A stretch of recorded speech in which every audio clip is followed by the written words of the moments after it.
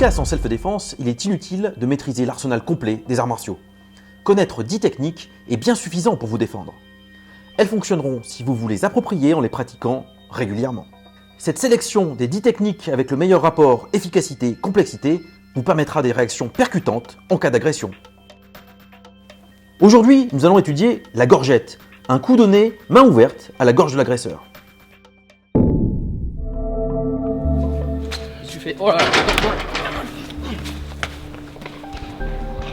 La gorgette donc, est une frappe où on va utiliser l'intérieur de la main au niveau de la gorge, comme son nom l'indique, et une des armes les plus importantes qu'on peut retrouver en self-défense, toujours parce qu'on démarre main ouverte, mais aussi parce qu'elle va affecter directement la respiration, qui est un des points essentiels de percussion sur l'adversaire. Je vous rappelle un petit peu, on va régulièrement dans beaucoup de styles estimer que les appuis, la respiration et la vision sont des cibles prioritaires pour entamer un combat, quel qu'il soit.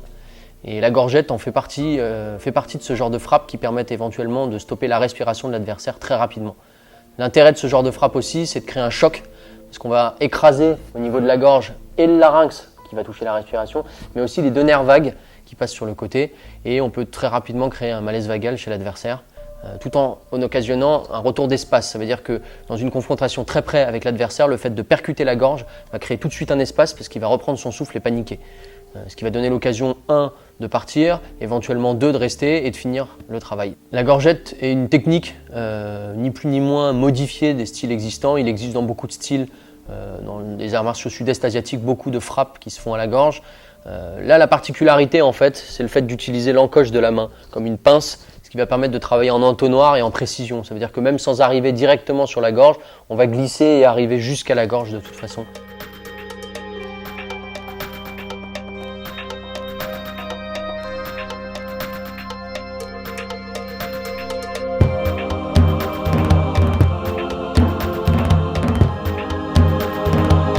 La gorgette, quand elle est travaillée à l'entraînement, elle nécessite de faire quand même très attention pour ne pas blesser son partenaire. La gorge étant une zone très sensible, le larynx juste derrière, et la trachée artère qui est une zone pleine de cartilage qui s'écrase facilement. Il est nécessaire de faire attention. Alors à l'entraînement, on peut la travailler vite en venant percuter en dessous le plus possible pour simuler la frappe. Et l'idée, c'est d'essayer de travailler en précision lentement pour arriver jusqu'à la gorge. Ensuite, tout ce type de frappe où on frappe la gorge, il est important de les travailler sur un bob. Déjà pour visualiser et puis surtout pour pouvoir s'entraîner à travailler fort, ce qui est impossible à faire sur un adversaire qui soit un partenaire en salle de sport, à l'entraînement ou autre. La gorgette peut être utilisée comme seconde frappe. En général, l'intérêt de ce genre de frappe, c'est de les faire juste après une autre frappe qui va permettre d'incliner la tête vers l'arrière, notamment la patte d'ours. En venant percuter le menton, on va venir incliner la tête à l'arrière et on va permettre une percussion directe au niveau de la gorge. La gorgette a en finale un intérêt très particulier qui est de créer une panique psychologique chez l'adversaire.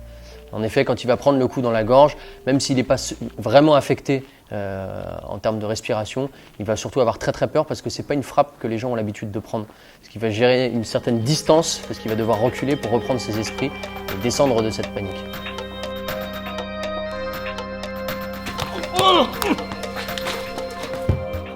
La gorgette, donc l'utilisation de la main ouverte avec le creux ici qui va permettre de faire une encoche pour pouvoir placer la gorge de l'adversaire.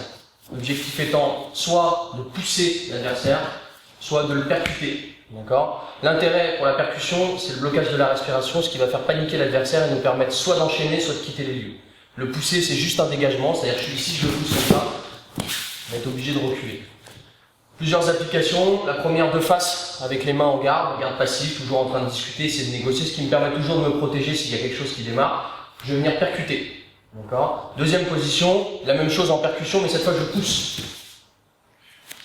Je peux éventuellement frapper de côté de la même manière. Je suis en train de calmer la partie adverse, il est juste ici. Directement de cette position-là, en masquant plus ou moins le visage, je peux venir dessus directement.